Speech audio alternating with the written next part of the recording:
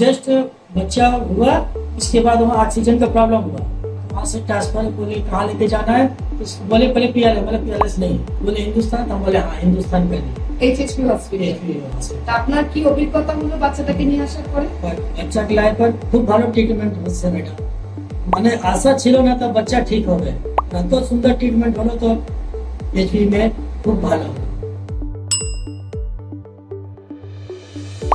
নমস্কার, আমি doctor Dhrubajyoti Haldar, paediatrician and neurologist. আমরা এইচএইচপিতেও অনেক রকমই বেবিদের ট্রিটমেন্ট করছি, বেবি এবং পেডিয়াট্রিক পেশেন্টদের।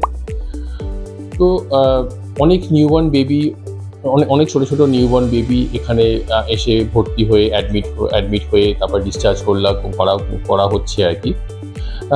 এরকম অনেক ক্রিটিক্যাল কেস আমরা পাচ্ছি। এই রিসেন্টলি এই যে বেবিটা, এর যেটা সমস্যা হয়েছিল, এই পাশের এক নার্সিংহোমে বেবি ডেলিভার হয়েছিল। তো যেহেতু তাদের এনআইসিইউ ফেসিলিটি নেই and baby severe respiratory distress start হয়, তো আমরা ইমিডিয়েটলি বেবিকে শিফট করে আমাদের এনআইসিইউতে অ্যাডমিট করা হয়।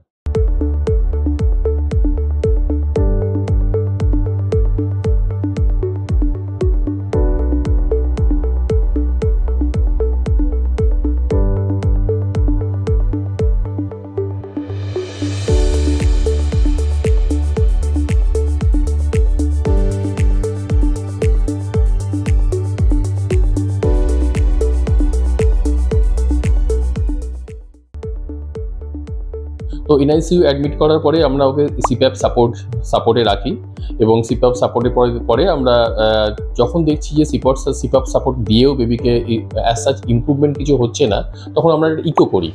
ইকোতে দেখা যায় একটা হার্টের সমস্যা আছে, সেই হিসাবে হার্টের একটা সাইডে প্রেশার বেশি আছে, একটা এক্সেস একটা আর্টারি আছে যেটা ক্লোজ হয়ে যাওয়া উচিত ছিল, সেটা ক্লোজ হয়নি, তো সেটাকে পিডিএ বলা হয়।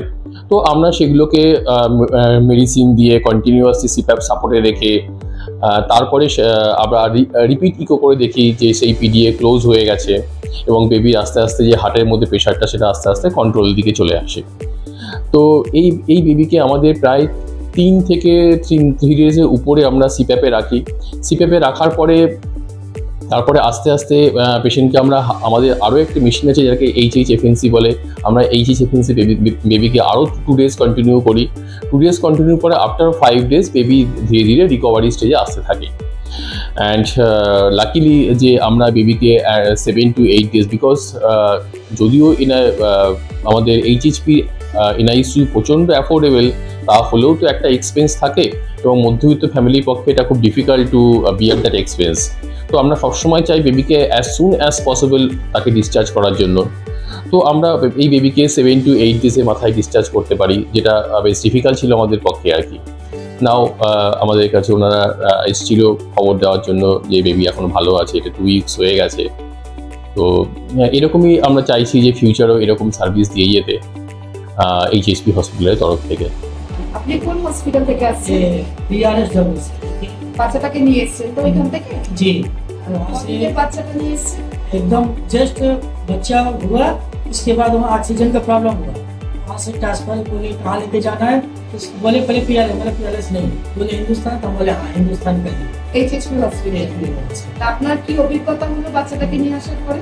বাচ্চাকে লাইফ पर খুব ভালো ট্রিটমেন্ট হচ্ছে ম্যাডাম, মানে আশা ছিল না তো বাচ্চা ঠিক হবে, এত সুন্দর ট্রিটমেন্ট হলো তো এইচপি में খুব ভালো। আগামী দিনে আপনার বাচ্চা অনেক বড় হোক, সুস্থ হোক, ভালো থাকুক, এবং আমি আশা রাখবো যে আপনি আরো 5 জনকে ওদিকে अपने पाड़ा में সবাই বলবে এইচপি খুব ভালো হসপিটাল। আপনার কি অসুবিধা ছিল বাচ্চা? ডাক্তার কি বলেছিল? हार्ट और पीपीआर का असुविधा ছিল, सांस ले नहीं पाते, हार्ट में छेद ছিল जी। तो এটা মানে ডাক্তার अभी सब कुछ रिकवरी हो गया। धन्यवाद। খুব ভালো হসপিটাল, हम सबाई को बोलबो कि এইচপি হসপিটাল খুব ভালো ট্রিটমেন্ট। Thank you.